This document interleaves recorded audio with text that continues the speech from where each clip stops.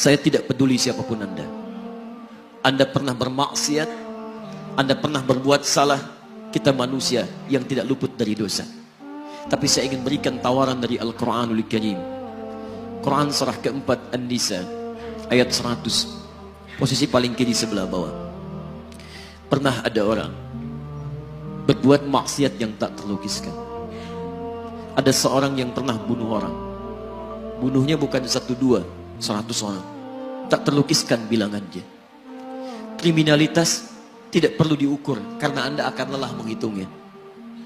Ketika Allah berkenan memberikan hidayah kepadanya, Masya Allah. Dan hidayah selalu terbuka pada siapapun sepanjang ia mau mengambilnya sebelum nyawa sampai di kerongkongannya.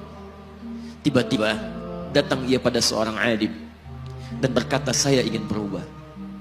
Alim ini kemudian menyampaikan pada orang dimaksud, Anda bukan berarti tidak bisa menjadi orang baik. Hanya Anda tinggal di lingkungan yang tidak mendukung Anda jadi baik. Keluarlah dulu dari tempat itu. Pergilah ke majlis ilmu sifulan, tempatnya ada di sana. Datang ke sana, belajarlah, dan Allah akan bimbing Anda berubah dari keburukan menjadi orang yang terbaik. Didengarlah nasihat alim ini. Berangkatlah orang dimaksud, menempuh perjalanannya. Tiba-tiba Masya Allah, belum sampai ke tujuan, di pertengahan jalan, konon disebutkan lebih sejengkal, tiba-tiba maut datang menjemputnya. Thumma yudrikul maut. Apa yang terjadi? Langkahnya dihitung sebagai ibadah. Dalam terapnya dia beristighfar, tobat kepada Allah subhanahu wa ta'ala. Taubat yang menghadirkan cinta Allah subhanahu wa ta'ala. Quran surah kedua ayat 222 di ujung ayatnya. Innallaha yuhibbut tawwabin. Allah mencintai orang-orang taubat. Dan cinta Allah menghadirkan ampunan bagi seluruh dosanya. Quran surah ketiga Ali Imran ayat 31, paling kiri sebelah atas. Qul in kuntum tuhibbunallaha fattabi'uni yuhibbukumullah. Allah cintai orang yang mau taat pada Rasulnya. Lihat, ketika Allah mencintai seorang hamba, wa yaghfir lakum dzunubakum, Allah ampuni seluruh dosa-dosanya.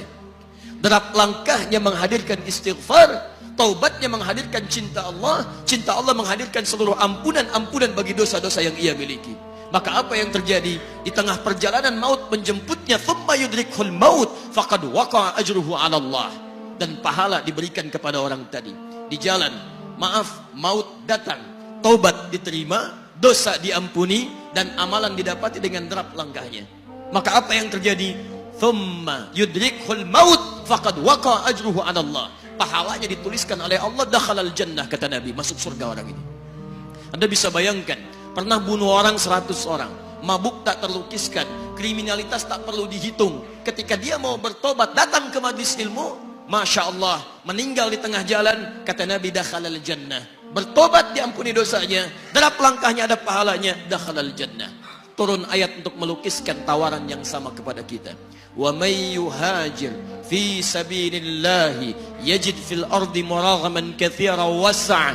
Siapapun yang mau berubah kembali pada ketentuan jalan Allah, kalau dia masih punya batas-batas kehidupan, kami akan berikan kelapangan di sisa hidupnya dan kelimpahan-limpahan kenikmatan selama dia hidup.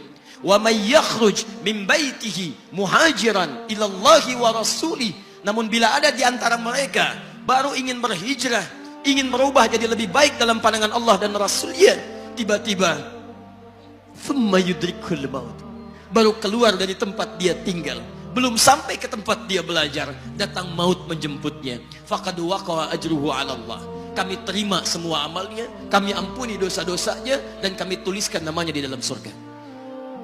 Bila 100 orang saja yang pernah dibunuh oleh orang ini, pernah bunuh 100 orang, mabuk tak terlukiskan, kriminalitas tak terhitung, mau berangkat ke majlis ilmu, tak sampai ke majlisnya, meninggal dia, bisa masuk surga.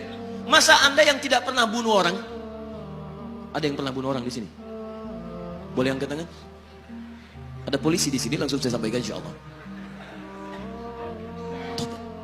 Anda gak pernah bunuh orang, Anda tidak pernah mabuk, Anda tidak pernah berbuat kriminalitas seperti orang dulu. Salah, wajar, tapi pintu tobat terbuka untuk kita semua. Masya Allah, bedanya dengan orang tadi belum sampai ke majlis ilmu, Anda sudah hadir di dalamnya, langsung di rumah Allah, diberikan tempat yang terbaik, dan kita akan belajar.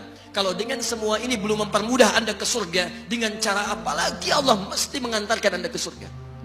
Kalau dengan duduknya Anda di sini belum mau juga bertobat, dengan cara apa lagi Allah harus membimbing Anda bertobat? Kalau dengan seperti ini belum juga Anda taat kepada Rasul, dengan cara apa lagi Allah mesti meyakinkan Anda untuk taat kepada Rasulullah SAW? Karena itu teman-teman sekalian, mari kita pelajari ilmunya, dan dengan ilmu itu akan membimbing kita insya Allah kembali kepada Allah sampai mengajak keluarga kita ke surga insya Allah.